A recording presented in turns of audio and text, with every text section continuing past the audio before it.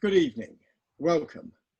My name is David Willits, Chair of the Foundation for Science and Technology, and welcome to our very first online meeting about, of course, the hot topic of the day, coronavirus and its wider implications. Before we start, let me just quickly rush through the practicalities about the technology.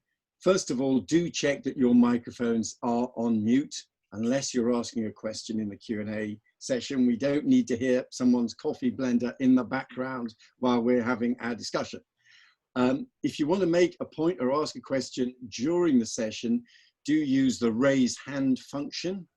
And to do this, click on the participants button at the bottom of the screen. Your name will be on the top of the list and select raise hand. If you want to comment generally about points raised, do use the chat function as well. Also tweet, of course, using our hashtag FSTEnvironment. If you have any technical issues, do use the chat function to contact Gavin Costigan, the director of the foundation, who is the eminence grise in the background for this event. Now, let's turn to the real business, and we have 5 fantastic speakers. I'd like to begin with our first speaker, Professor Rob Jackson. He is the Professor of Energy and the Environment at Stanford University. His lab examines the way in which people affect the Earth, including the effects of climate change and droughts on forests and grasslands. He has a range of other attributes as well as an author and photographer. He is currently sabbatical visitor in the Center for Advanced Study in Behavioral Sciences. He's a fellow of the American Association for the Advancement of Science, of the American Geophysical Union, and the Ecological Society of America. Professor Jackson, you're very welcome. Over to you. Well, thank you, David, and thank you all for joining, Gavin for organizing, and it's a pleasure to be here. I'm going to talk just for a few minutes about the effect of COVID-19 on the environment with a focus on emissions. And I'll have to either have the slides run by you there at the center, or someone can enable screen sharing here from my end.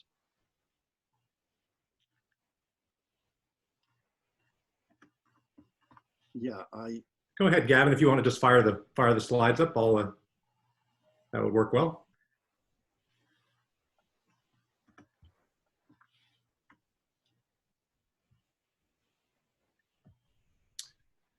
Maybe I'll start while Gavin is doing that. Here we are. There we go. Yeah, brilliant.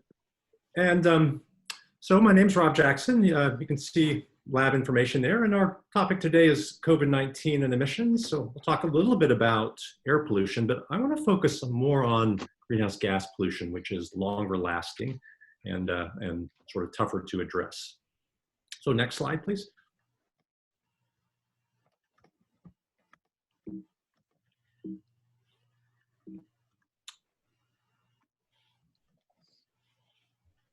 Okay, well, so I'm here as a professor at Stanford, but I also have the pleasure of chairing the Global Carbon Project, and I'll talk about the work of a few people in the project, but we are a group of hundreds of scientists who contribute to trying to do what we call budgets, but it's really an assessment of carbon dioxide and methane, nitrous oxide, and greenhouse gases, both from natural systems like oceans and land, and also from human activities, including agriculture and fossil fuel activity.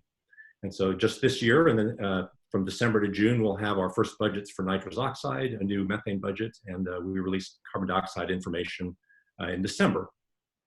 So next slide, please. Just as background, one slide of table setting, if you will, the WMO released the United in Science report in September at the World Climate Change Summit. So we in the GCP contributed to that document. And as you all likely know, average global temperatures at the surface around the world have already risen 1.1 degrees C. So we are well on our way to 1.5 degrees. The last 5-year period was the warmest period on record, at least in our time. And then global hunger and food insecurity are rising again after years of welcome declines. So there's a lot happening, and the climate change engine, if you will, is really churning along. Next slide, please. So why are emissions still rising? Well, here's just one figure from a paper that I led in December, but it was really based on work Pierre Friedlichstein did for our global carbon budget. And what you see here is the explosive growth in renewables at 14% per year over the past 5 years. And yet, oil and natural gas, too, are still rising. And only for coal globally do we see perhaps a hint of a decline of about -1% a year. And the reason for this is that energy demand overall is growing. So while renewables are growing, we're still using more natural gas and more oil around the world. And that really is the challenge to climate change, is how to accelerate that growth of renewables and low carbon and zero carbon technologies and stop the continuing rise even today of fossil fuels. Next slide, please.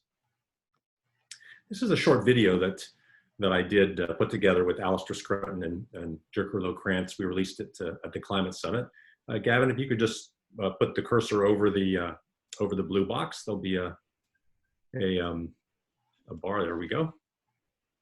This is the carbon budget over the last 125 years or so. I'll just let you watch it.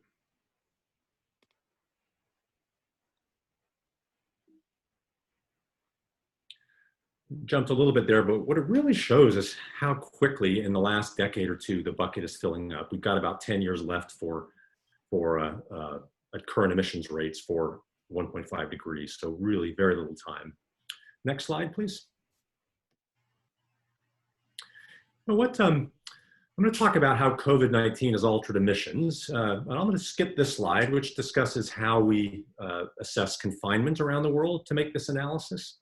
So we looked at which populations in different countries were under lockdown and different levels of confinement. So next slide, please. This was work led by Corinne Le Carré. We combined those confinement indices with estimates of activity. So how surface transport changed, reducing by half at peak confinement, power, electricity down by about 1/6 or 7, manufacturing, steel production such down 1/3, aviation down a whopping 3/4, although aviation is a much smaller proportion of greenhouse gas emissions. And this figure, the different colors, just shows you some different tools we use to assess that. So let me jump and spend a bit more time on the next slide, which shows how carbon dioxide emissions have decreased during the COVID virus.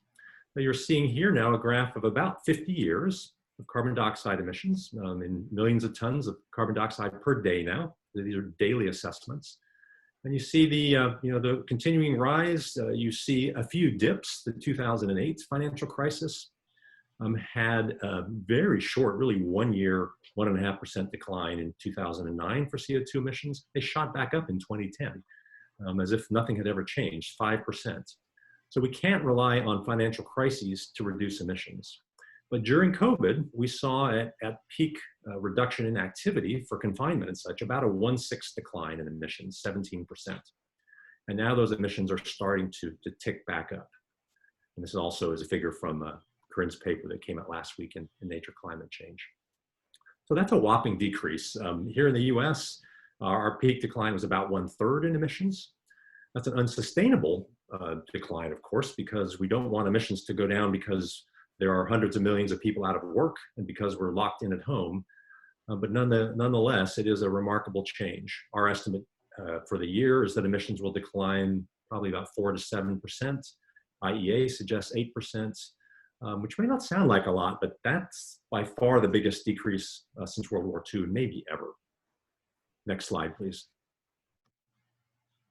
Just one more video, if you'll click on this one. This shows the changes in CO2 emissions by country, and in some cases, state and province, with blue showing the decline in those emissions. They start in China. You see them start to affect Europe, Italy in particular, wink in now across Europe, the different states in the US coming in. And now you're seeing some of the states come back off and CO2 emissions are rising again in some areas.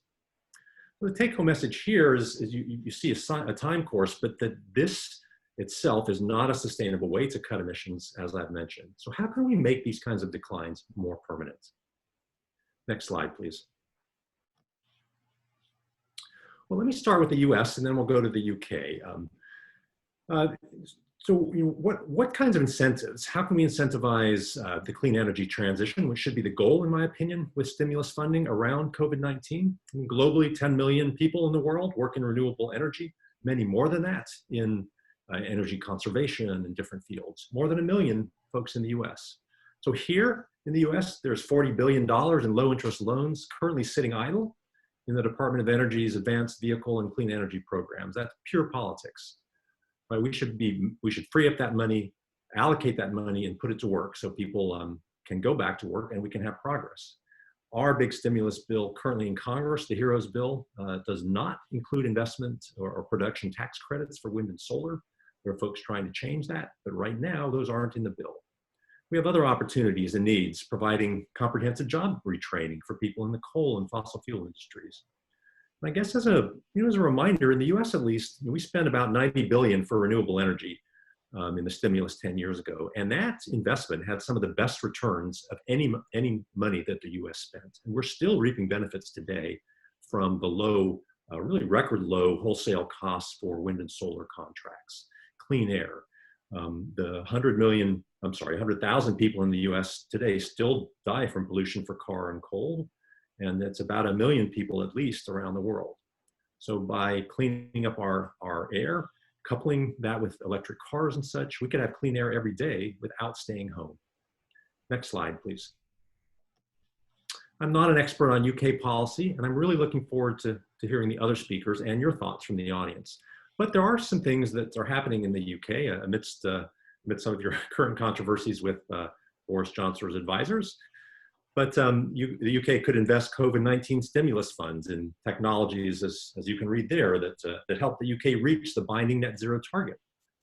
That would include decarbonizing transport, which has really been the hardest sector to decarbonize, and changes that have been driven home by COVID-19 and clean air. Building retrofits, energy efficiency, heating needs with low carbon fuels, societal and personal choice, tree planting, just a whole raft of possibilities. This is a Committee on Climate Change set of recommendations that Corinne Le Carré sent me. She's part of that. And some of their recommendations include climate investments to support economic recovery and jobs, fairness or equity as a core principle to stimulus spending, and ensuring the recovery doesn't lock in greenhouse gas emissions or increase climate risk.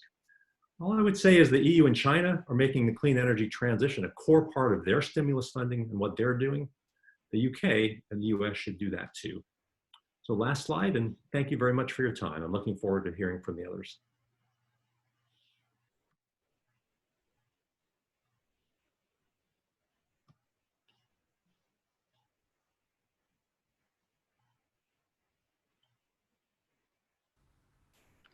You're mute, David. David, unmute, please. Hi, thank you very much for that. Our second speaker is Kimberly Nicholas, and she's Associate Professor and Director of PhD Studies at Lund University at their Center for Sustainability Studies in Sweden. Her research focuses on the connections between people, land, and climate,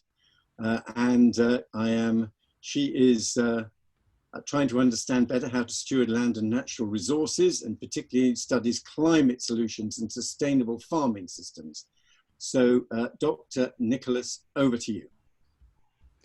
Great, thank you. Thank you everyone for having me here and for joining me today.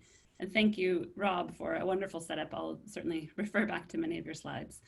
I want to start with one key overview to make sure we're all on the same page, which is the 5 things everyone needs to know about climate change. It's warming, it's us, we're sure, it's bad, and we can fix it. There's really overwhelming scientific agreement and no question whatsoever about those first 3 points, so I'm not going to spend more time on them. I'm going to spend more time on it's bad and we can fix it. I think we really need to understand how devastatingly bad climate change is for ourselves, not just for future generations, but for those of us alive now.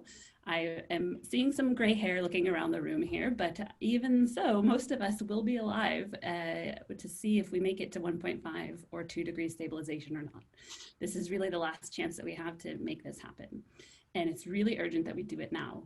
We know from the IPCC report, the Intergovernmental Panel on Climate Change, that impacts are much worse and much more devastating if we don't make the 1.5 degree goal.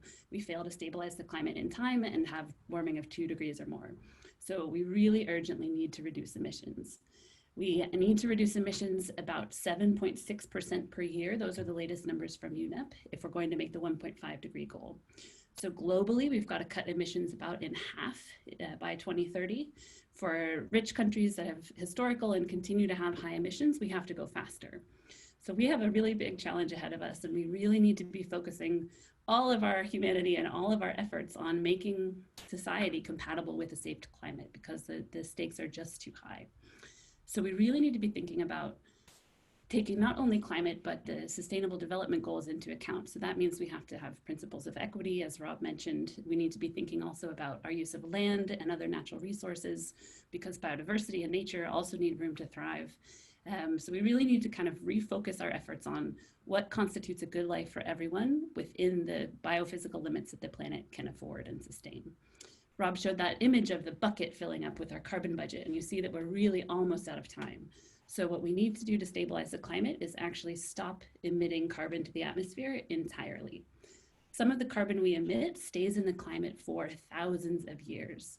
Some of it will be there for millennia. So essentially, in order to stabilize the climate, those emissions have to go to zero. Not just stabilize, but actually go to zero. That means all those graphs that Rob showed where we have a lot of coal, oil, and gas, which are still, except for coal, still increasing. Those need to not only stop increasing and level out, but those need to go away entirely and be replaced by clean energy. If they don't, we're still going to be causing climate warming. So basically, to make that happen, we need to go from a system that we have right now, which is causing climate harm, and replace that with a system that is safe for the climate. That's in terms of energy, where we need to replace fossil fuels with clean energy sources. There's Leah Stokes from the University of California, Santa Barbara points out, we don't just need 100% clean energy, we need 200%. That's because we have to not just build up the clean energy sources, but actually electrify everything to run on them, including transport, which right now is not running on electricity. So that's a big challenge. We also need to talk about agriculture, because that's about 1/4 of total warming. So the way that people use land today is also driving the climate problem. We're degrading and destabilizing ecosystems. It's very risky to do that, because we're risking actually the stability of the climate as well as the ability for life on Earth to continue to thrive, because we need nature to be healthy in order to have a stable climate. We also probably should care about whether we have nature to share the planet with as well. But from a purely practical perspective, we need nature to be in good shape. So I'm hoping that we can use this opportunity that we have now to shift from a system where we're investing actually a lot of money in doing harm through harmful subsidies to fossil fuels and to unsustainable, intensive and industrial agriculture, and shift that money and any others that we're thinking about and policymakers are working with now towards a system that is sustainable and gives people good jobs and is compatible with a safe climate. At the moment, about more than 6% of global GDP, $5.2 trillion, is used to subsidize fossil fuels to make them cheaper. And we know from a study from Steve Davis's group last year, we actually have to stop building all infrastructure that runs on fossil fuels. So those are pipelines, energy plants, everything basically that's running on coal, oil, and gas. Does not make sense, and it is incompatible with our remaining carbon budget for a stabilized climate at 1.5. We can't keep building or investing in any of those things. We need to switch that money into safe climate sources. And not only that, we actually need to shut down ahead of planned time some of these most polluting infrastructures, so things like coal-fired power plants. So this, as we're thinking about economic recovery, we need to have these principles in mind, that we have to be shifting the money to do the most good. I'll just echo what Rob said, and there's very strong agreement. We need this to be a fair and just transition. Jobs are really important. So we need to have good paying and sustainable jobs at the heart of this transition, focusing on health and well-being for people and for communities and for nature really needs to guide our thinking on this. We know that we can't go back to business as usual, because business as usual is headed for catastrophic and very, very dangerous climate change. So we've got to make a change, and there are a lot of ways we can do that. First, I've talked a little bit about the incentives, changing the incentive structure. We can't keep investing in fossil fuels or other unsustainable technologies. Regulations and standards both play a really important role. Those have historically played a big role in the limited progress we've made to date in actually reducing emissions. So efficiency standards, for example. A new study that just came out, led by Charlie Wilson at the University of East Anglia, showed that one of the most important things in designing economic recovery from the current pandemic is small scale transition. So in other words, neighborhood-based or locally based incentives for municipalities, training armies, low carbon armies of workers with good jobs to retrofit housing and make it more efficient, smart meters and other things other techniques for using local and decentralized forms of energy and taking advantage of the jobs and the learning that creates. I think another really important point we need to be focused on, Rob mentioned transport. One of the things that struck me from the study that he was a part of there, the biggest overall reduction in total emissions came from reduced ground transport. So basically, everywhere that we can, we should be looking for ways to reduce cars. The cars are a major source of emissions, and we really need to be thinking and planning for how can we make it attractive and possible to make cities especially as car-free as possible. So how can we have cities that are built for and around people rather than cars? We've seen a lot of really interesting innovation and experiments in cities around the world where people are taking back streets and really appreciating being able to get exercise, move freely, enjoy the better air quality by foot or by bicycle. And those are really healthy and effective ways of both reducing emissions and having other health benefits. There are some areas where industries that are not on track to meet climate goals and do not have a plan to reduce their emissions, for example, aviation. And those industries need to be making a serious effort to reduce emissions, and that means lowering demand, actually. Not planning to continue to grow, but planning for ways to bring their use in line with the really limited carbon budget remaining that we have. So I just want to close by saying, I think we have a really historic opportunity here to better align what's good for the planet and what's good for people, and I hope that we take it. Thank you. Thank you very much indeed, Kimberly. That was very interesting. We're now going to move straight on to our third speaker, who is Dr. Stephanie Wray. Dr. Wray is an ecologist and the managing director of RSK Biocensus, an environmental consultancy specializing in biodiversity and natural capital issues.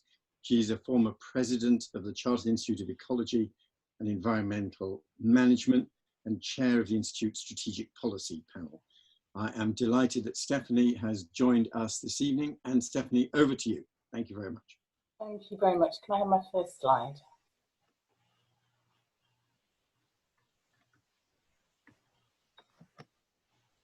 And again, thank you. Perfect, thank you very much. Okay, so as recently, I think as February or March this year, I'm not sure that any of us really envisaged quite the extent that all of our home and work lives were about to change because of the coronavirus pandemic. And I'm particularly aware of all the talk of getting back to normal, but frankly, from the perspective of restoring biodiversity, then getting back to business as usual is the last thing that we want. Let's leave the old way of doing things in LP Hartley's foreign country, and let's talk about some of those changes in the brave new world post-COVID-19. Can I have the next slide? So we were expecting 2020 to be a bit of a moment for biodiversity and for nature. There was a lot of global meetings, a World Conservation Congress, the UN Oceans Conference, the UN Nature Summit, that all culminated in Kunming in China in the Global Biodiversity Conference that would agree on a game-changing post-2020 biodiversity framework. This was supposed to be the year that launched the decade of restoration and put nature-based solutions front and center in climate negotiations. Next slide, please. But COVID-19 had some other plans, and just like the Red Queen told Alice, we've got to learn and we've got to adapt faster than ever. It's not too late to make a difference to biodiversity, to natural capital, to nature, but only if we start now And the delays to these international meetings are really not helpful here, because we need change at every level, from local to global.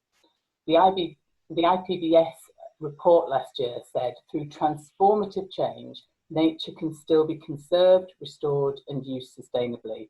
And we need to do that, remembering that that's also key to meeting most of our other global goals, things like having a survivable climate and feeding everybody. So what do I mean by transformative change? Well, a fundamental system-wide reorganization across technology, economic and social factors, including society's paradigms, goals and values, steering right away from the current paradigm of economic growth at all costs. Next slide, please. Now, there have been some apparent benefits to the natural environment during the COVID-19 lockdown. There may not really be dolphins frolicking in the canals of Venice, I'm afraid, as you might have read, but the water quality is certainly better, and there are certainly goats in Llandudno, if that was important to you. So there are good data to show some effects on marine, freshwater and terrestrial species, evidently thriving in the absence of noise, light and other direct disturbances. I work with the Marine Turtle Project in Crete, showing a huge increase in successful turtle hatching this year because there's no foreign tourists. And so, you know, when we move out, nature very quickly moves in. We read that wildflowers are thriving on our road verges because the amount of maintenance and routine management has gone down. And sensitive habitats, lichen flora, ancient woodlands will be benefiting from improvements in local air quality. And as we've already heard, the biggest ever annual fall in carbon emissions is inextricably linked to biodiversity, and there will be benefits there. But we're also seeing biophilia. My social media feeds are full of people interacting with and appreciating nature. And that in itself is important. If you don't appreciate nature, you won't fight to save it. And maybe being stuck indoors for a few weeks makes people appreciate a starling or a dandelion a little bit more. Can I have the next slide, please? But it's not all sunshine and roses. Just as some sites are benefiting from benign neglect, lockdown restrictions have meant that there's a lack of essential management at some sites, which that may well be a short-term problem that can quickly be rectified, but we are noticing sites are not being managed quite as intensively as they would otherwise be. And with most of the law-abiding citizens of the world and many of the law enforcers in some degree of lockdown, it's definitely provided an opportunity for illegal logging, which we definitely have evidence of from South America, poaching, particularly for high-value items like ivory, hunting, overfishing, and overexploitation of other wildlife, because the prices are high. At the moment, fish prices are high, so it's a tempting time for people to indulge in taking more than a sustainable portion of that resource. In the UK, we've seen an increase in waste and fly tipping because recycling centres have been closed. There's an increase in food waste because of changes in supply chains. Everyone's now eating at home instead of out or at their place of work. And so that food, the supply chains can't match that sudden change, and there's been an overuse of some ecosystem services unnecessarily. We've even seen a new waste stream in single-use surgical masks. In my particular field, the lack of access to land, either because it's not possible to get surveyors there because of transport and logistic issues, or because landowners are unwilling to have people on their land because they're nervous about disease transmission, means that surveys aren't getting done, so we're not having good scientific information to underpin development, to justify the licensable operations that affect protected species. And as I mentioned at the outset, some important global agreements on biodiversity and climate change have now been postponed for well up to 12 months. Next slide, please. So lockdowns around the world are starting to be eased. How can we use what we've learned about the environmental benefits and risks of sharp drops in economic activity to better understand the mechanics of environmental sustainability? Well, the oil industry obviously is a key driver of the climate crisis and the related biodiversity crisis. And the oil industry is in a bit of a turmoil, with a barrel of crude hitting an unprecedented, I think it was -$40 a barrel at one point. Even currently at $30 a barrel, shale gas becomes uneconomic. And Donald Trump has said he'll look to bail out the American oil and gas industry. They've already propped up US airlines to the tune of 25 billion. And indeed in China, it's not even certain that the wet markets where COVID-19 is believed to have originated will be shut down. So is that what we want, to rush back into the glide path of disaster? Or is it time to make policy as though we actually need to have clean air to breathe and water to drink?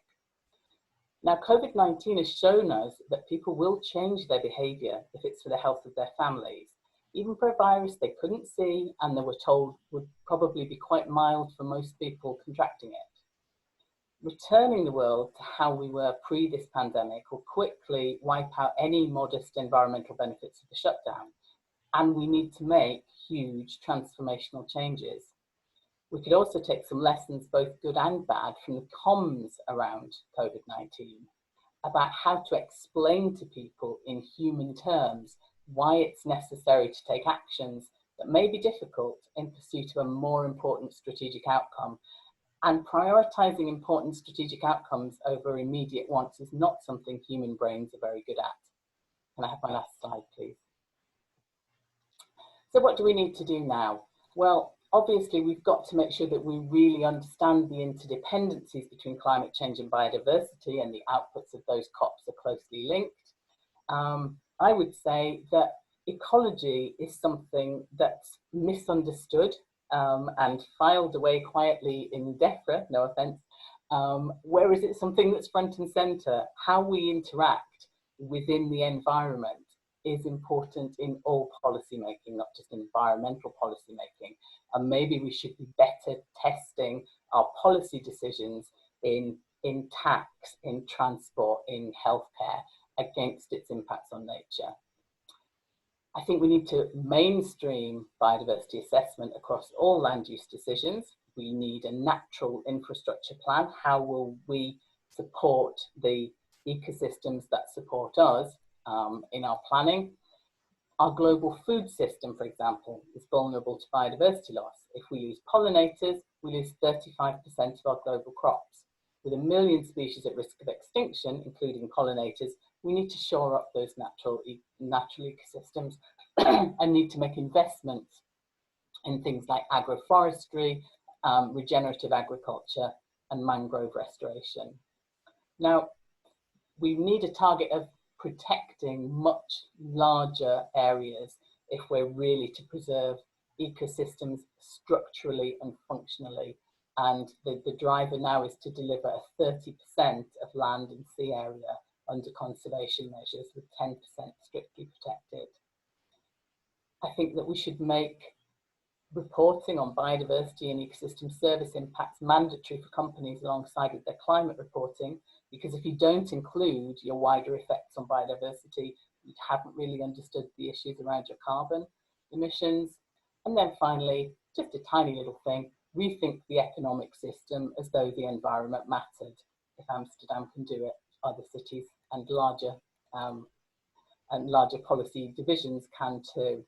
Now, it sounds like I'm being pretty idealistic here, but if we think about it, the twin crises of biodiversity loss and climate change, they might move slower than COVID-19. They may seem more nebulous, but they're infinitely more threatening. And we have a chance now to build on what we've learned to make a difference right now and actually make 2020 the year that everything changes for the better. Thank you. Thank you very much, Stephanie. And there is nothing wrong with being ambitious. We like ambition at the Foundation. Great. We're now going to turn to our fourth speaker, Peter Betts. Peter is an independent expert on international climate change. He is currently strategic advisor at Willis Towers Watson and a senior fellow at the European Climate Foundation. He's devoted a lot of his career to working inside Whitehall in a range of key departments, including the Treasury, the Foreign Office, BEIS, the DFT, and he continues to be very closely involved in climate change issues. Peter, over to you. Great. Well, thank you very much, David, and good evening, everyone. We've had 3 great presentations focusing on the science and focusing on what we need to do. So I'm going to give a slightly more gloomy presentation about where the politics are and what the constraints are. But I hope I'm also going to sort of suggest some ways forward, given the challenging politics, where we can make progress on tackling these issues. So if I could have the first slide, please. So as many of you be aware, the UK has chosen to host the next major climate meeting, which was to have been at the end of this year in Glasgow, will now be the end of next year. I think it was inevitable given COVID that was delayed. So I'm going to talk a little bit about what Glasgow needs to do when it happens. And I'll talk a bit then about what was, in my understanding, UK strategy pre-COVID, and then secondly, how COVID has caused that strategy to change a bit. So next slide, please. So Glasgow is a bit different from the big Paris Agreement that was in 2015. Paris was essentially negotiating a treaty, but alongside Paris, there were commitments from countries to reduce their emissions. And these were called, in the jargon, nationally determined contributions. These were significant, and they did probably reduce emissions by about a third of what we needed to do to be on track for 2 degrees, but that meant they left a big gap. And so the Paris provided for a 5-yearly cycle whereby these targets would be revisited and in principle the ambition raised. And Glasgow is the first of these 5-year cycles. So the key thing that Glasgow needs to do is raise country ambition, and that will probably happen not in Glasgow itself through negotiation, but to a large extent in capitals before Glasgow even happens. So next slide, please. So this is a rather busy and detailed slide, and I know you're all boffins, so you'll understand it all. But it's essentially, it's an important slide, and although it looks rather busy, it's actually quite simple. What it actually shows us, if you look at the top black line, that shows us what emissions would be in 2030 in the absence of country action. We'd be about 64 gigatons of CO2 equivalent emissions in 2030. But then if you look at the shaded areas at the bottom, you'll see that to be on track for well below 2 degrees, we should be emitting around about 41 gigatons in 2030, or to be on track for 1.5, we should be emitting about 24 gigatons. Whereas the Paris commitments, which are the 2 lines just below the black line, might take us to about 54. So there's a lot of numbers there, but essentially what we would need to do in Glasgow to get on track for 2 degrees would be to reduce emissions by 15 billion tons, i.e. by 25% against current levels, or to be on track for 1.5 degrees by 30 billion tons. As one of the other speakers said, we would need to halve them. Now, I have to say that my political, and it's a political assessment, it's not a technical assessment, is that is not remotely feasible that will happen in Glasgow. And this is essentially because no countries have made climate change a core issue for them, where they absolutely want to reduce emissions at all costs. I would say the EU and the UK are amongst the most ambitious, but no country has. My back of envelope calculation suggests the very best we might do is about 5 or 6 gigatons, which is not nothing, but it's clearly, not, it's not enough in terms of the scale of the challenge. Of that 5 or 6, around half is in China. China is bigger than the EU and the US put together. They simply matter more than we do. Most of the world's, virtually all of the world's growth is from emerging economies and developing countries. So, we have to persuade them. It's not just about UK or Europe leading, although we must lead and we must, I agree on equity grounds, do more than others, but we need to persuade them. Next slide, please. So what was the strategy in light of all this pre-COVID? Next slide, please. So I think the UK government understood how challenging the ambition gap was. It's also true that the geopolitics were pretty bad even before COVID, and much worse than they were in Paris, which was a uniquely benign set of circumstances in 2015. I think there are also issues, to be honest, that the COP presidency, UK has huge other priorities thanks to Brexit, and climate was not on leaders' mind even before COVID. So what was the strategy? Next slide, please. I think the first thing they were after was to get as much ambition on country pledges as possible, obviously. The second thing is that actually there are things we can do in the real world and the real economy which can take us further. And there's obviously a risk of greenwash here, but it's true that renewable energy on a levelized cost basis is cheaper than coal in most parts of the world. Coal persists often for political economy reasons, not because it's actually more cost effective.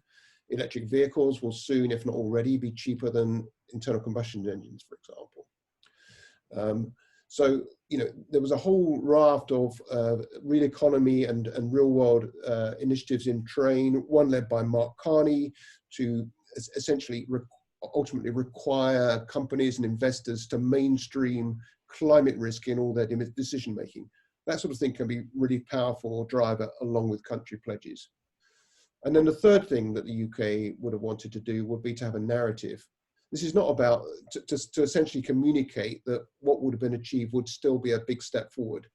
And this is not about, you know, trying to gloss over something that's inadequate, but it's important that we create this continued momentum, this continued inevitability about climate action.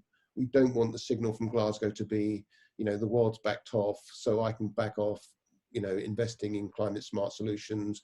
You know, I'm not going to take that proposal to my investment committee because it's not the direction the world is going.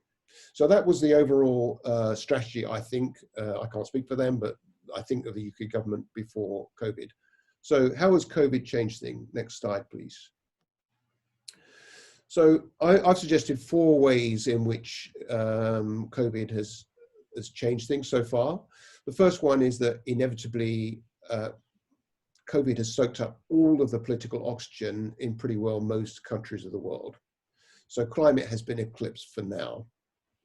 The question is, can we, as we come out of this COVID crisis, I think there's a sense we are going to need fiscal stimulus packages to get the economy moving again. I think a key focus is to get those fiscal stimulus packages to be climate smart, sustainable. The EU's made a start with the Green Deal. You know, that's only the EU budget. It's not the member state budgets, and there's certainly risks around, you know, protecting the car industry or protecting aviation industry in parts of Europe even. I think the UK is clearly thinking about this, haven't resolved it yet. I'm not quite as optimistic about China as Rob was. I mean, I think the announcement that was made by the Chinese leadership last week was relatively unpromising on climate and environment, but you know, there's still elements to play for, and we should continue to press. The second thing that we've seen from COVID is behavioural change. So, you know, will these changes be permanent? Will these people travelling less, using video conferencing more, will that be permanent? Will that have a long-term effect on emissions? I hope so. And can we reinforce those trends? The kind of meta trend I would hope to see is that we essentially understand that preparing for big risks, particularly ones we know are coming, like climate change, is a no-brainer. You know, it would have been massively cheaper for us to prepared for coronavirus had we known it was coming. The third big change is geopolitics, which were pretty bad already. I think COVID has accentuated them. Tensions between China and the US, but tensions between the EU and China as well. I think we're going to have to look at where we can try to rebuild the politics and maybe find climate as a kind of safe space where countries can cooperate, and biodiversity as well, I agree, is a priority. And then the fourth thing is the process. Clearly the COP has been deferred, as others have said. I think that was the right decision by the UK. I think it was inevitable. But the key thing that also does is it pushes the COP beyond the US election. So that significantly changes the political outlook for the election. Final slide, please, and then I'll stop.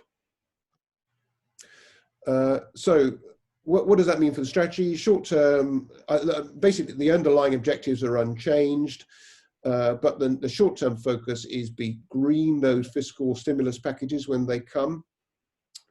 In the medium term, if it's Biden, I think we have got a chance. Biden has said he's going to convene major emitters next year. I think that could be a key moment to try and find an understanding between the major players. If it's Trump, the UK is going to have to work with the EU to create an EU-China moment. And finally, the expectations on the UK are going to be very high. We are going to need to raise our own target. There's going to be all, as the COP president, we're going to have to be, as I put it here, Caesar's wife, beyond reproach. We're going to have to use our political capital when we've got many other calls on that capital. So it's opportunities for the UK and global Britain, but big challenges and risks as well. Thank you. Good. Thank you very much indeed, Peter. That was very interesting.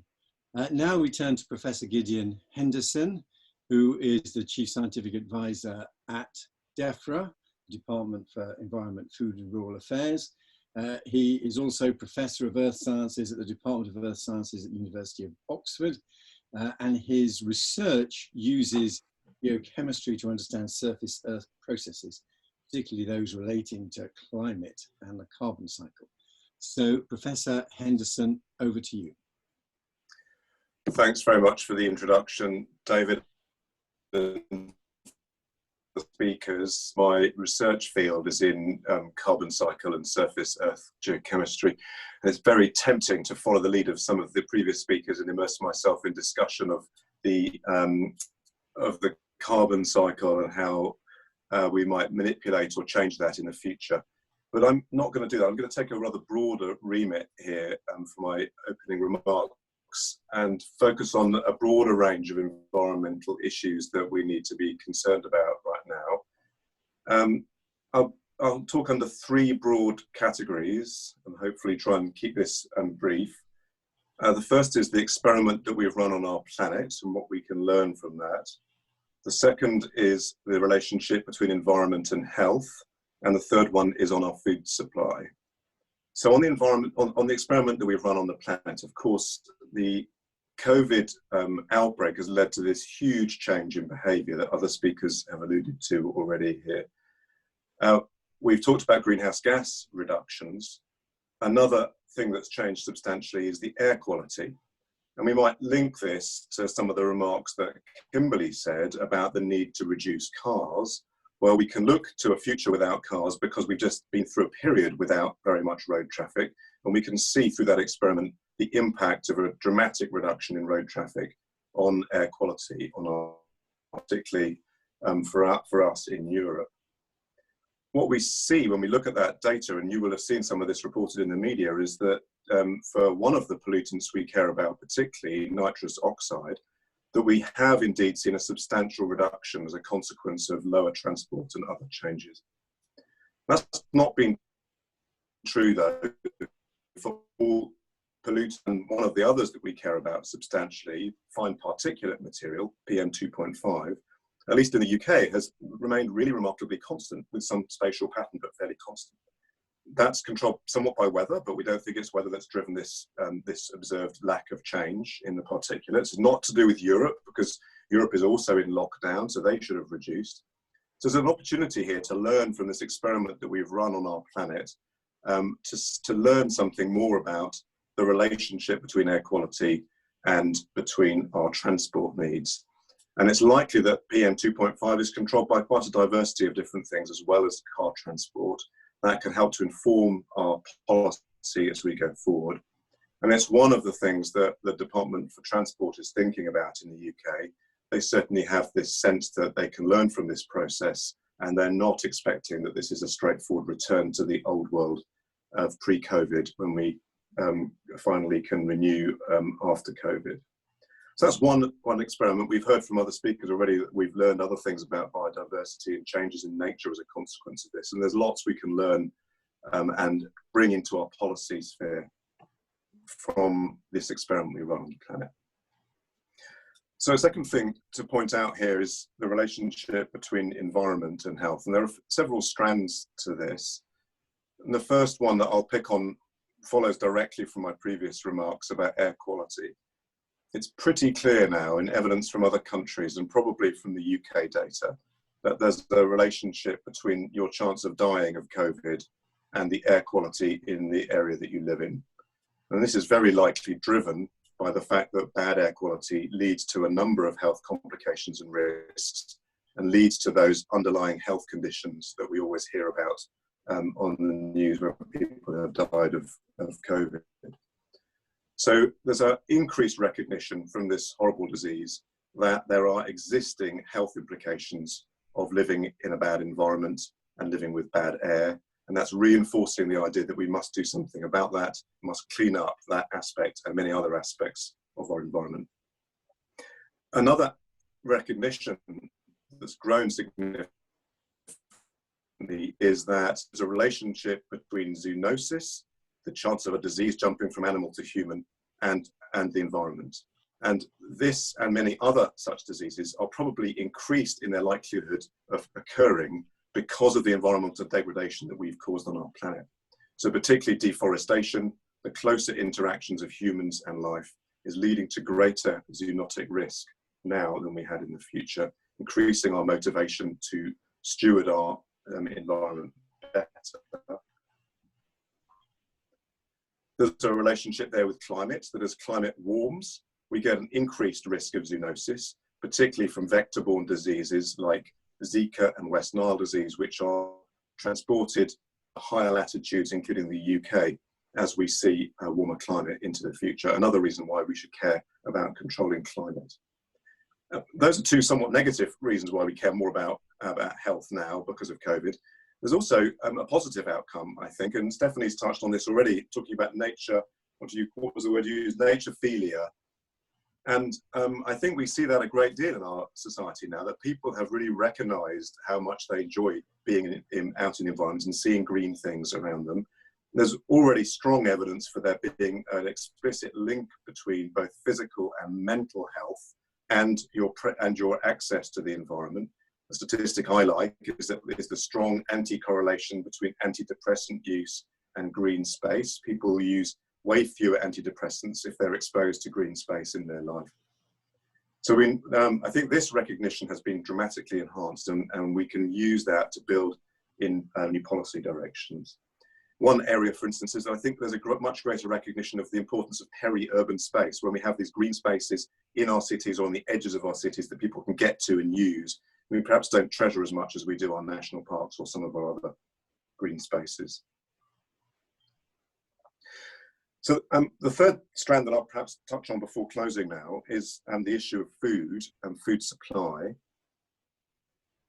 And here I think that the lessons that we can learn are really quite difficult to tease apart and difficult to see where we are going to head with this. We clearly have recognized that food supply is vulnerable because of the COVID outbreak. Now, one response to that would be to think rather nationally that we need to grow more food and be more self-sufficient in individual nations. And that response would lead to a land use pressure if we're trying to grow more trees for our climate and grow more food at the same time, then we'll have a competition between those two. But that's still quite likely an outcome. Another possible approach is we might say, well, we're not growing our food very efficiently. We want to make food more efficiently and have a more efficient system. Why are we still picking our fruit and vegetables in fields with migrant labourers rather than in factories or in vertical farms with robots? So we could start to ask questions about, are there different ways to produce food? And those is where we control greenhouse gas and control the environmental damage of food production in a much greater way in the future. So I think that the recognition of the food supply challenge is going to cause some policy drivers that are currently quite difficult to predict, but I think very interesting in how they interact with the environment. I've been through the areas where I see the biggest sort of change in mindset as a consequence of the COVID outbreak from an environmental context. I do think in government generally that there is a very strong sense that we don't want to go back to the same old normal. We want to see learn from this of lockdown and the process of dealing with the COVID response. And that really there's a mindset that we would like to see green renewal, and we'd like to see some of the desires that next speaker recognise UK goes into renewal post-COVID. And I think that is tempered, and people are made aware of that need by the fact that there's widespread recognition that climate and biodiversity loss, as Stephanie has already said, are bigger challenges than COVID. They just happen more slowly, so they need more long-term action than the short-term action on COVID. So I'll leave my remarks there. Thank you. Great, thank you very much indeed, Gideon. Now we are going to turn to the Q&A discussion after those 5 really valuable presentations. I'm looking to see if people are via the participant function signaling that they wish to intervene by raising their hands. I'm not sure that what we are seeing at the moment, we're trying to check, there may be a technical issue on seeing that function, but I know that we did have James Orr from the Bank of England who had a question in advance. If James is there, would James like to unmute himself and put his question? James, over to you. Slightly embarrassed. Sorry, I haven't kept a copy of the question to hand. I may be able to access it. Do you have a copy of it there yourself? I haven't got the question. I've got a note that you'd put in a question, but I don't know if... David, there is a question from Judith that's coming up. There's a hand raised from Judith Petts. Oh, good. Right. In which case, James, while you reflect on whatever was this brilliant question, if Judith is there, Judith, why don't you come in? Yes, thank you very much, David. Thank you to the speakers. I just wanted to pick up something that was is around people behaviour and communication. So Stephanie referred to explaining to people in human terms. Peter certainly picked up, will there be a greater willingness to prepare for risks? And Gideon just referred to changing mindsets. At the beginning of this year, we all talked about a climate emergency. Arguably, we've just gone through and are going through a very, very significant emergency. And the correlation between people's views of what a climate emergency is now and what they've just experienced with COVID might or might not be different. So I'm just wondering what we might have learned about communicating in an emergency, such as we're currently doing, and getting behaviour change. And if there's anything we can learn from that for another emergency, i.e. a climate emergency, or whether we just need to change our language around a climate emergency. Thank you very much. Now, I'm just going to call and see if there's any other people who wish to question. Otherwise, I will go back to our panel. I'm just scrolling through to see if I can see any other hands up. I don't, so I'm going to go back to our panel, but I will, if I may, add a second question, and I'll start with Robert Jackson, which is just sticking with the particular issue of how coronavirus is changing all this, which several of our panelists touched on in particular. But fundamentally, I want to put you all on the spot. Are you fundamentally optimists or pessimists? Has the coronavirus crisis improved the chances of a successful green transition because we've come to appreciate the natural environment, as we heard from Stephanie, for example? Or is it going to make it all worse because public transport may be non-viable and we all end up driving our cars instead, or we all focus on the economic problems we now face? So I want to put you on the spot, and now I'm going to go through in the order we began, starting with Rob. And fundamentally, does this help the cause or hinder it? And of course, also, it's very relevant for Judith's question about exactly what we make of an emergency like this. So, Rob, over to you. I'd love to hear the thoughts of others too. I think the crisis makes our job harder. Talk about taking the oxygen out of the room. Things for climate action have ground to a halt in some respects, and we've got 100 million plus people out of work around the world, and people are hurting and even dying from this crisis. So, short term, it has and will delay action. If I'm an optimist, it's in aligning stimulus funding and recovery funding in the clean energy transition and taking advantage of this tragic but unprecedented experiment we've seen with transportation. I mean, people around the world from Mumbai to Milan can see that our skies are blue, and that we could have this blue sky and this clean air every day by coupling electric vehicles with renewable energy, by incentivizing bicycling and walking, by rethinking telecommuting as we're doing now, and and just providing the opportunity for cities to rethink how they work and incentivize car use and get people out of cars. So, that's the piece of optimism, I guess, that I see from this. But fundamentally, a global crisis of this magnitude cannot be good for a focus on climate action. Right, thank you. And the particular question about how what we can learn from, is this a completely separate emergency? Do we learn from communication about emergencies? Are we going to have be beyond our capacity to absorb yet another emergency? What's your view on that? Judith's question. Well, I think we've seen the amazing power of human behavior, as several of our speakers referred to, but it's an enforced behavioral change. I think in some respects, I'm encouraged by how mindful and respectful people around the world in general were for the lockdown rules and such. I mean, people paid attention. I think on the other hand, it's fair to say that that behavioral change alone is not going to solve the climate crisis. We cannot make personal choice and dietary decisions alone to make the climate problem go away. We need to couple personal choice and societal decisions with clean energy and decarbonizing transportation, industrial heating, the sectors of our economy that have been much more intransigent than electricity production. Thank you very much. Kimberly, what's your view? Are you fundamentally an optimist or a pessimist?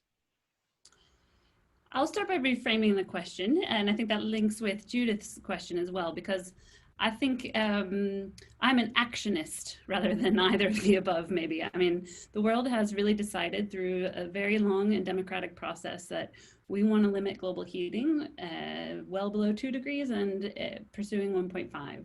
And that is absolutely essential to continue to have a good life on Earth. It's so fundamental to where we can live and how we can live, people and every species on Earth. So my view is we simply have to do what's necessary to make that happen. And linking with Judith's question, there is a webinar and a slideshow that's available online from the group Climate Outreach that specifically addresses exactly that question, how to communicate about climate change during this time of a global pandemic. They summarize some of the social science literature, some findings like interventions during a time of disruption tend to be stickier. So there have been examples where, for example, in a freeway closure in an earlier event, people who got out of their cars and took transit ended up sticking with that behavior for a long time afterwards. So it's not only behavior change that happens during a disruption can be sticky and can lead to better outcomes. Of course, no one would want the situation that we are in at the moment, but we have seen some opportunities for much more sustainable planning in cities, for example. And I think in terms of communication, the messenger matters, having trusted messenger, talking about facts is certainly very important, but also values and connecting with people's sense of efficacy that what we do does matter.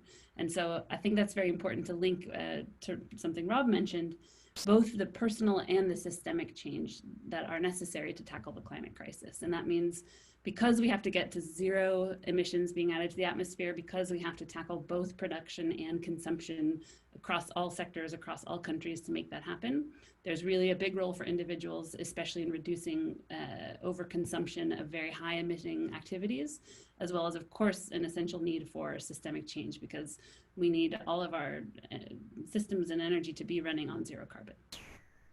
Right. Thank you. Thank you very much, Kimberly. Stephanie, you particularly picked up on this vivid idea that we'd all fallen back in love with nature as we've been able to enjoy it a bit more recently. Maybe we've just been moving slower and seen it for a change. Yeah, I think I would say I was primarily an optimist. I think that there are two aspects of that help us in this crisis.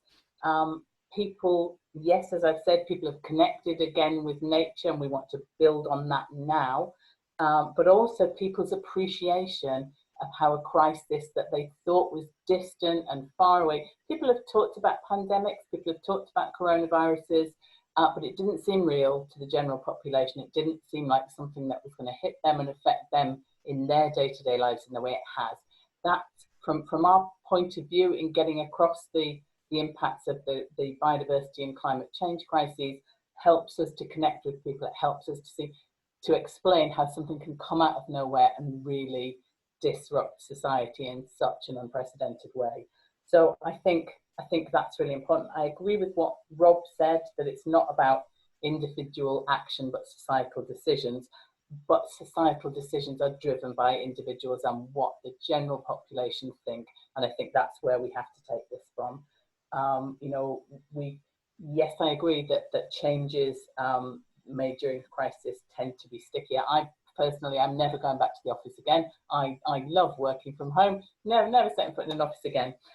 So yes, now is the time when people are making changes, when things are changing, when they're feeling differently about things. We capitalize on the now, and we do make a difference. Great, thank you very much. Peter, well, it sounded from your intervention as if you were worried that we just didn't have the capacity to tackle all the different problems that we face. On the other hand, maybe restarting the economy will be restarting a green economy. So where do you stand? So if I was implying that we didn't have the capacity, then I gave the wrong impression. So I think we have the capacity, we haven't had the will. Governments have prioritized other things. In the medium term, I am optimistic that the world will tackle climate change, because I think that, you know, the impacts will accumulate, and in the end, the world will have to act. The question is, will the transition be orderly or disorderly? But it will happen, but it might not happen immediately. As regards the impacts of COVID itself, it's sort of too early to say. You know, I suppose I certainly do think some behavioural changes will be embedded, but you know, we shouldn't imagine the world as like the UK. You know, I could spend a lot of my time over my life in an aircraft. I'd like not to do that in the future. But China, India, Africa, there are many, many people who are going to want to fly, and they will fly. And so it's finding narratives that resonate with them and in their societies. And, you know, and I'm just struck by how, I think many of us have seen this, I'm sure, everybody brings their own ideological baggage to COVID. Everybody's got their own solution in light of what they already thought. So I'm not a comms expert, but the thing that really strikes me is that when COVID struck, some leading politicians and countries were denying that it existed, and some of them even still are, even as the evidence was around them, people were dying. And the countries that prepared, because they'd seen it before, you know, countries in East Asia had suffered these other, their costs were dramatically lower. Orders of magnitude lower for adjusting to this. That, to me, is an absolutely overwhelming argument to governments and companies everywhere that it's better to prepare for shocks when you know they're coming. But, you know, you have to find different messages for different folks, and maybe you know, you've just got to find ways of reaching different audiences all around the world, because they'll all have their different political cultures and political narratives. Yeah, thank you very much, Peter. We'll now hear from Gideon, and after Gideon, I see that Tim Bedford has a raised hand. So after Gideon, I'll then turn to Tim for his question. But Gideon, over to you. So I think whether you're an optimist or a pessimist does depend a lot on which country you're based in. And I was struck by Rob's rather pessimistic view, because that's what I've seen before when talking to colleagues in the US. And there does tend to be quite a big difference of opinion between the EU and the UK relative to the US on the level of optimism. From the European perspective, I think it's possible to be quite optimistic. I think that COVID has made the public, made society recognise that there is we're all on the same planet, we're vulnerable, changes that happen to this planet really do have impact on us in a serious way, and we ought to deal with those issues. And I think that's reflected in our governments as well, to at least in the UK. So we remain committed to a net zero goal. We remain committed to a tree strategy. There's a broad cross-party support for all of these endeavours. And it looks to me as though there's a will to move them forward in the UK and in Europe. But I follow Peter's talk earlier in recognising that the UK and Europe and New Zealand moving is not enough. We absolutely need international movement. We need to see China, we need to see America, Brazil and such like moving as well. And this, we have to hope, the optimist in me thinks that some countries taking a real leadership position here and demonstrating that we are serious about it is one of the ways to increase the chances of success. Just a final remark about, because I'm aware that Judith's comment might take us in a slightly different area, and there's lots of ways we can discuss the whole communication side of the story. One thing that I will focus on as a scientist is what is the view of the public about science and the view of science feeding into decision making. And you can take either side of the story on this. Some people think science has been damaged, but I think science has been enhanced, and the public recognition and valuing of science has increased. And therefore scientific arguments are more likely to carry weight when we talk about the damage that climate change and biodiversity loss will cause in the future. So that's a message that I hope will resonate more. Thank you very much, Gideon. I mean, you're right about the contrast between European attitudes and American attitudes. I can still remember a conversation with President Obama's science advisor, who proudly told me that it was now up to 50% of Americans who accepted that climate change was real. And I said to him, well, that's not enough. That's not much. To which he said, that's more than accept evolution. So we're doing well. So there is a difference. There is a big difference in the cultures on two sides of the Atlantic. And now, as I said, I think Tim Bedford had a question. So Tim. Thanks, David. So I've got a question about the stickiness issue that was raised earlier on. So I'm involved in my university as part, trying to drive our net zero strategy. Of course, that's got multiple challenges, some of which are you can deal with buildings, you can deal with energy generation. These things, in some ways, although they're big, they're fairly easy to deal with. But the real conundrum is how you deal with behavioural change, and in particular, things like business travel and home work travel. And what we've seen from the COVID crisis is, of course, the biggest behavioural change we've ever experienced in those sorts of terms. I'm certainly less pessimistic than some of the speakers were about the possibility that that will get replicated elsewhere. There's no reason, I think, why the kinds of development that we've had through these sort of mass transport systems that have been created here, that all societies have to go through that same stage. It may be that some can move directly to a video conferencing type economy, who knows? But I'm really interested in the stickiness issue and how we actually embed the tremendous changes that have happened over the last few weeks and months. How do we make that a permanent change to people's behavior? And how do institutions encourage that in their employees? How do city councils and so on encourage that in their local populations? Very good, thank you. Yes, that is a very pertinent question. There have been big shifts in behaviour, and it would be very interesting to know how people think these, how sticky these shifts in behaviour are. I'm going to take this in the reverse order, and then we've got a couple of other questions that have now come in.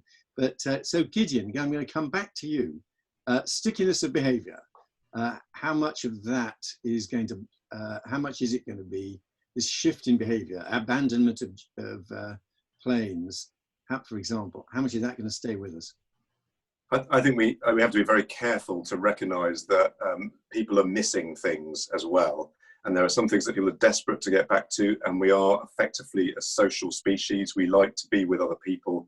And I think expecting us to stay in our lockdown mode would be expecting too much stickiness.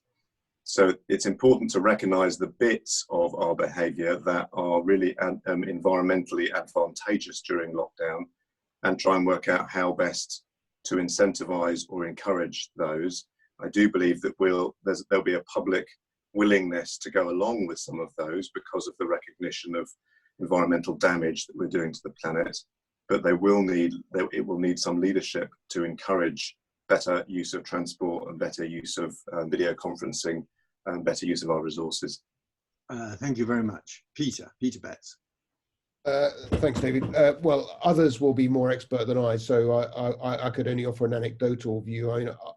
I do take Tim Bedford's point that, although I think that there will be more aviation will increase from developing countries, that there may be scope for them to leap technologies as they have with mobile phones, for example. So that's a good point. I think it would be really good to think about what kind of policies could be developed which would incentivize those behaviors being embedded, not just domestically, but in for example, our development and climate finance budgets. Are there ways in which we could encourage those trends in developing countries as well? Thank you very much. Stephanie?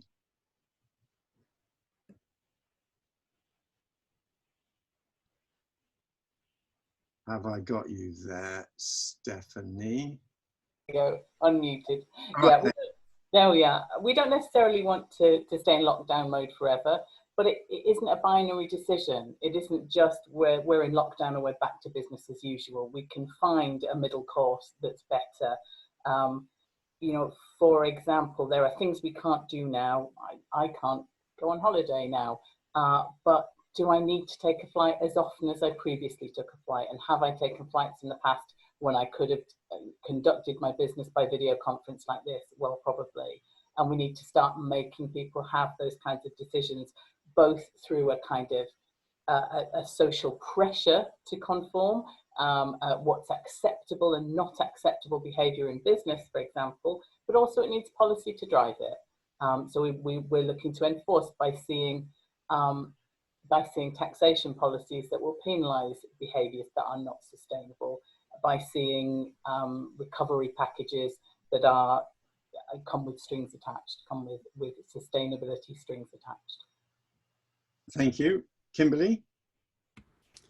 Yes, so I think we should be careful to distinguish here behaviors that are temporarily necessary under the pandemic, like physical distancing and restricting leaving homes and going to public places. Those are a short-term emergency measure for just the global pandemic. So certainly in a climate-safe future, we want to encourage people to get out and be in their neighborhoods, have face-to-face interactions, explore and interact with those in their localities. So that's certainly something we can all look forward to when the restrictions are lifted based on expert advice for the health crisis. But I think we do need to fundamentally rethink long-distance, frequent, unfettered travel, because we know that aviation is hour for hour the most damaging thing that we do for the climate.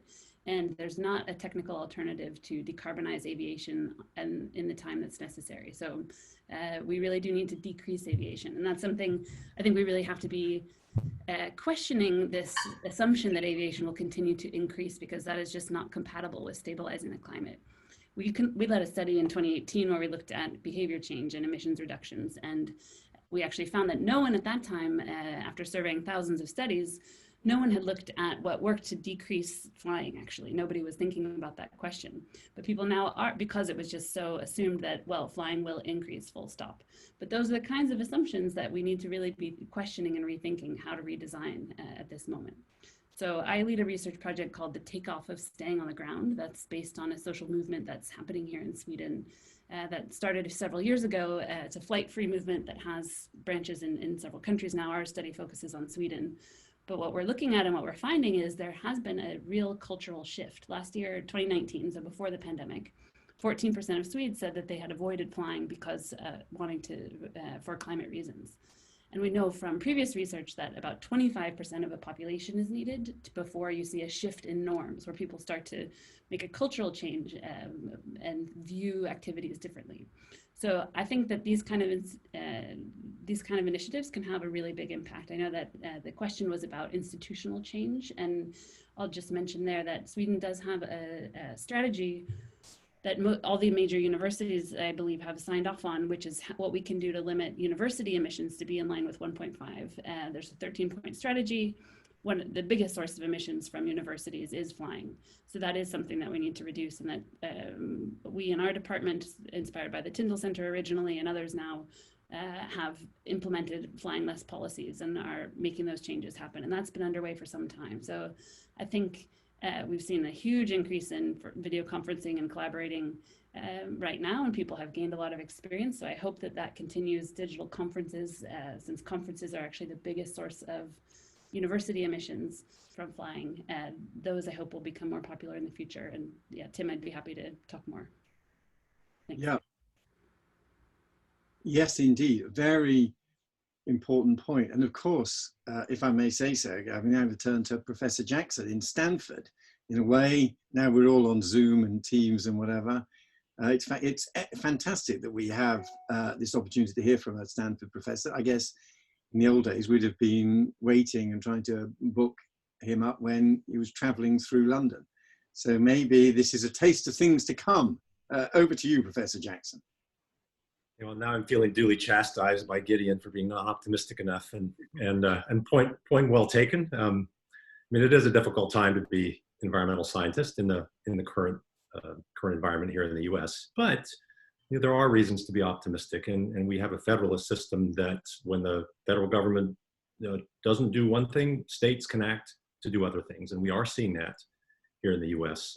California, my home state, has a legally binding bill passed for retail electricity to be carbon neutral in 25 years, incentives for electric cars and other things. So states are acting, and regions are acting as well, just as provinces are acting in different places. So there are reasons to be optimistic. I think my sense of pessimism beyond the current politics here in the US for environmental action is that previous crises at least give us pause if we think that these changes will stick. And I mentioned in my talk, I believe, the 2008 crisis where emissions dropped 1.5% and then shot back up 5% the coming years. You know, one shock that did fundamentally change things was the oil shocks of the 1970s, which is, you know, before my time as a scientist, but it changed, you know, in the US at least, it birthed the solar industries, Alaskan oil production. It placed a focus on smaller cars and energy efficiency. So shocks in the past have changed behavior and led to structural change as well as behavioral change and changes in preference. So I am optimistic and hopeful that some of the things we've seen, you know, who likes being stuck in traffic commuting for an hour or two a day, you know, who doesn't like being able to bike busy streets with their family and you know, have fewer cars. I think these are things that we'll remember as well as the blue skies. But you know, we have to be conscious, mindful, and active. I like Kimberly's term as you know, of making these things stick through policy and advocacy, or they won't stick based on past experience. Thank you very much. Now we've now got a batch of questions, and what I'm going to do is I'm going to collect them all up and then give our panel a last set of opportunities to comment. I will first of all read out James Orr's question, which has now been tracked down.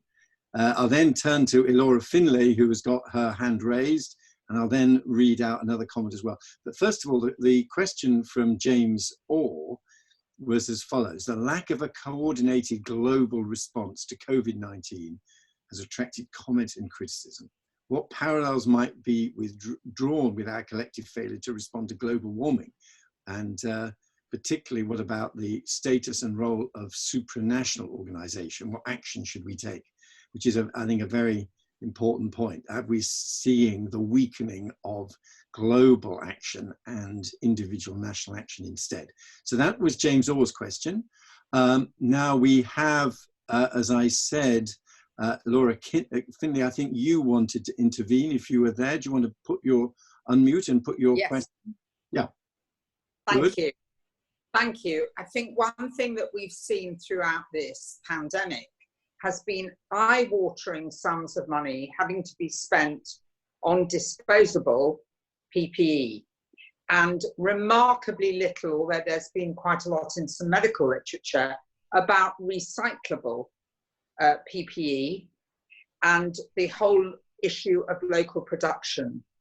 And if we don't build in resilience, we will perpetrate this again and again. We've gone over across medicine, and I declare an interest being a medic, increasingly into everything being disposable. And we've closed down the sterilising plants and so on of yesteryear. But I do wonder whether we have to revisit all of those disposable medical supplies and look at being able to recycle and have sustainability within our own resources. So we build up resilience and we build up stocks, and we don't have to go through this appalling call out and buying in and shipping across the world and all the other aspects that we've seen. Thank you very much, Elora. We've had a comment in from Hugh Parnell, which I'm going to read out. He is saying to ask the panel if they think democratic governments could ever do such drastic control of their populations as they have for COVID, for the bigger climate crisis we face. So that's another question about how bold that we can expect governments to be. I think, I'm just checking, there was one other person who had their hand raised, but I don't see that on my screen. So what I will do is we've got those three questions. Is international collaboration weakening? It's all gone down to national governments. Very interesting question from Elora, a medic. Why are we settling for disposable PPE? What are the lessons for that? And then this third issue as well, about whether we'd ever accept the level of central government control that we've had to accept for the last couple of months. But it's also an opportunity for our panelists to conclude with any other observations they might want to make. And I'm going to go through the panel in the original order, and beginning with Professor Jackson. Over to you. Well, thank you everyone for the questions, and again for the chance. I suppose since James's question was first, I'll address that one and leave the others for other people. But your comment about a global coordinated effort is a point well taken. We would all have been better off with a coordinated effort nationally, in the case of the United States, clearly, but also internationally. And I am hopeful that we can forward such a consensus for climate. And I think the virus provides some lessons for that. The importance of science, that science and scientific knowledge does matter, and where it was used and deployed well, it saved lives, saved money. I guess I tend to think of the climate crisis now as the COVID curve early on, right? Things are rapidly changing with climate today, but we're still perhaps approaching or just into the steeper part of the curve, but we really haven't faced the most drastic consequences yet. And I hope that through consensus, through action, we'll realize the consequences of waiting until it's too late, waiting until we're in that steep part of the curve to then try and act through desperate adaptation, opportunities through greenhouse gas removal, as I believe Gideon worked on a report a few years ago. So anyway, I'm hopeful that there can be an international consensus and that we recognize that climate change has a curve of consequences for people, just like COVID does, and that the quicker we act, the more effective those actions will be and the cheaper they'll be. Thank you very much. And a very interesting comparison there with the COVID curve and the climate change curve. Very thought-provoking comparison. Thank you for that. Let's now hear from Kimberly. Kimberly, over to you. Thank you. I'll try to give a very succinct answer to each of the three. So on the first, the lack of global response. As an American, it really grieves me that there's been a leadership vacuum that would normally be filled by the US in coordinating a global response to the COVID crisis. I have to say, though, that we do have a global response for the climate crisis, and that is the Paris process. That's the UN process that's been underway now for many decades. And we have that agreement, and it is universally adopted. Again, the US has signaled or has planned to leave. But as Rob mentioned, that's at the federal level. Local and state and universities and institutions have stepped forward, to many of them, to say they still want to meet the goals of the Paris Agreement. So we do have a globally coordinated response, and that is based on countries. And we need countries to deliver their emissions promises, and they're not doing that right now, and they need to step it up. So that really needs to be at the heart of redesigning the incentives that are being discussed right now. The second question, I'm not an expert on PPE, so I will leave that question to medical experts, but I can just say that in terms of talking about relocalizing and shorter supply chains and more locally based economies, there's a research group that I can recommend in Sweden. They've done a project called Beyond GDP Growth. And what they did there is they looked at 4 scenarios for how Sweden could meet our share of delivering emissions reductions in line with 1.5 degrees and within planetary boundaries for land use as well. So we would be doing our share for biodiversity. And a locally based economy was one of those 4 scenarios. There was also a more high-tech one, one more based on sharing. So there are a lot of interesting models and things like transition towns and groups that are working locally that I think are really important to help take into account now. The last question about democratic governments, I mean, I firmly believe in and strongly support democracy, and I do not want to live under climate fascism. So I don't want to see the kind of very drastic measures that governments have had to take in response to the health emergency, which is necessary on a short-term basis. But I don't want to see this be the kind of situation we're forced into if we delay too long acting on the climate crisis. So what I want to see instead is democracy is really rallying to step up to the magnitude of the climate challenge. And, you know, there are political constraints, and I know that this is tough. And basically, I see our job as humans in this decade, which is so critical to reducing emissions, is remaking what is politically possible. Because biophysical limits are not up for negotiation or debate. They don't care what polls say. They don't care about political feasibility. They are really hard and fast limits. So we need to be rethinking our politics to be in line with what the planet can afford and sustain so that we do have a good life for everybody. Yeah, thank you very much. Thank you, Kimberly. And of course, you could argue we have just lived through in the last 3 months, the quite extraordinary shift in the boundaries of what is politically possible. And in a way that might give encouragement to people who want to see a green transition. It shows how attitudes and behavior can shift quite remarkably. So now let us hear from Stephanie. Over to you, Stephanie. Hi, okay. Dealing with the first question then, is international collaboration weakening? I don't think we can conclude that from what we've seen over the coronavirus. It's understandable, I think, that coronavirus responses were driven at a national or subnational level because the experience of the virus was very different because of the nature of the epidemic and the spread of the virus depended a huge amount on demographic factors. It was very different in different parts of the country and it needed a tailored response. I think for a global crisis that affects us all in different ways, but to the same extent, I think the collaboration can work, and I think it is working through the UN process and through the COPs. And I think it's really important to bring the climate change and biodiversity COPs together to tackle that effectively. In terms of the PPE question, I agree, and it isn't just around PPE or medical supplies. Huge amounts of what we do today in day-to-day life is dealt with in a disposable way that really doesn't need to be. We need to think more carefully about how we use limited resources, that everything is provided by nature in some way or another, and we need to move towards a circular economy. The third question, can democratic governments ever do such dramatic control of populations again? I both hope and fear so. We've seen governments be very bold. They will need bold action, but it will be, as Kimberly said, it would be a very dark prospect if that was because we left it too late to treat it any other way.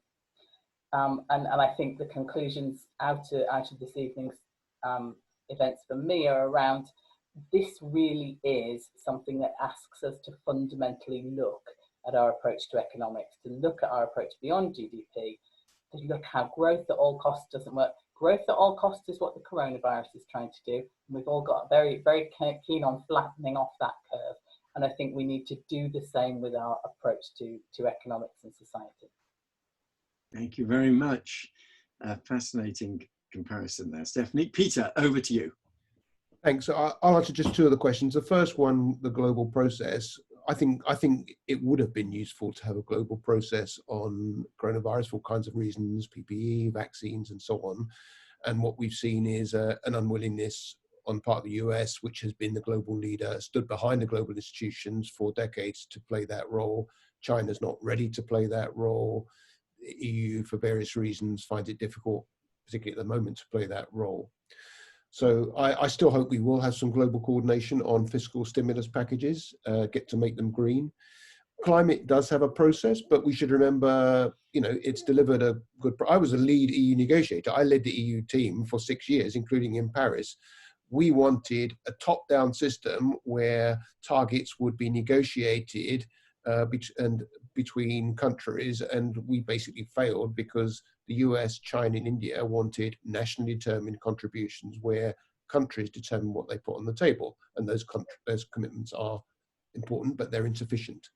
So we don't yet have an international process on climate which is as stringent as arguably it should be to tackle the problem, because the big powers are not ready for it yet, and only when they are will that happen. As regards, would we have the draconian measures for climate? I mean, the climate is harder than coronavirus, I would say. If you go into lockdown, you're saving yourself. You're being protected against getting ill. If you go into lockdown for climate change, you're saving the world. Your emissions are infinitesimal compared to the scale of the problem. So the chances that you persuade people to lock themselves down to save other people, I think, is unlikely. For me, it's about a combination of, there is so many things we should be doing anyway that make economic sense. We know renewable energy is cheaper. We know internal combustion engines are now more expensive than electric vehicles. We know that we can, the sort of changes, behavioral changes that Kimberly was talking about, we can try and encourage and incentivize people. I take your point that we've seen unprecedented degrees of direction, but I'm afraid I'm a bit skeptical that that's going to happen on climate change, and it may be unattractive too for other reasons, but I don't see it happening for a big global environmental problem as it has been for an illness. Thank you very much indeed. A very chastening comment there. Gideon, over to you. So I'll answer all three, but I'm not going to do them in the right order. I'll start off with number one, though. I think you can use New Zealand as a nice example of why the COVID crisis and climate are not the same. They've been very active on both of those. New Zealand was able to act pretty much alone and control its COVID crisis really effectively. It's also got a net zero policy. It wants to control climate, but there's no point acting alone on that. You've got to have an international agreement if you're going to be successful as a country like New Zealand or any other country and stop the world from overheating. So we absolutely need our global supranational organizations if we're going to achieve the goal we all want of controlling climate. We need them much more than we do the WHO, sad to say, but for the WHO, but it's more important that we have IPCC, UNFCCC for climate. On the third question about do democratic countries have the ability to act sufficiently? Well, most democratic countries are also capitalist countries. And one of the substantial actions that we have seen as a consequence of COVID is interference with financial markets, interference with our economies by democratic countries. That's the way to enact some of the changes we need for climate change. We can tax, we can charge, we can incentivize people financially within a capitalist system or the democratic system in order to enact the change of climate that we need. And we can remind people that there is money to be made. There is a lot of money to be made. Renewable energy, which we've heard mentioned a few times, is only one of the ways you can make a lot of money from this. If there was a correct incentive program for greenhouse gas removal, you could make lots of money from greenhouse gas removal. Governments could make that happen if they set up the right financial incentive program. And that brings me on to the second question about increasing the use of reuse and recycle, both reuse and recycle. We need to do both of those. We need to move towards a more circular economy. And again, the important lesson here for me is that there is money to be made. And if these are correctly incentivized and if the public want them, then we will see that people will make their fortunes. We're going to get the next Musk or the next Eric Schmidt or someone out of something like the circular economy. So I think there's a lot of hope in democratic countries that we can see successful change about resource use and climate. Very good. Well, I'm grateful to all five of our speakers for excellent contributions. A couple of observations of my own with which to end. One contrast between the two crises is I think the coronavirus crisis, it does look as if it is older people who are most at risk of getting the virus in the acute form. And our work at Resolution Foundation, where I'm president, does suggest that the groups who have been most affected by the economic sacrifices and who are working in the sectors that are most affected by shutdown have tended to be younger people. So one part of the distributional effect of the coronavirus question is younger people are making a big economic sacrifice because they genuinely care about their older generation. You could argue that climate change works the other way round. And there's something that older people now need to do reciprocally. The estimates, I've got them here, are that a baby boomer during his or her life is likely to have a lifetime carbon budget of 700 tons of CO2. But to get to 1.5 degrees maximum of global warming, the millennials, these are European figures, the millennials have 400 tons. Gen Z, we're going to manage on about 200, and younger generations on 100. So reciprocally now, the older generation who've been generating all the carbon really have to support and do their bit to help the younger generation not suffer from acute forms of climate change. Well, thank you all very much indeed for joining us this evening. I think I can say that this is the lowest carbon consuming FST event ever. So we are going to try to do more online, more webinars, a tiny contribution to shifting our behavior, and I think one that will be widespread. I remain an optimist and hope that we have learned some lessons from this virus crisis that we can apply to tackling climate change. Thank you all very much indeed.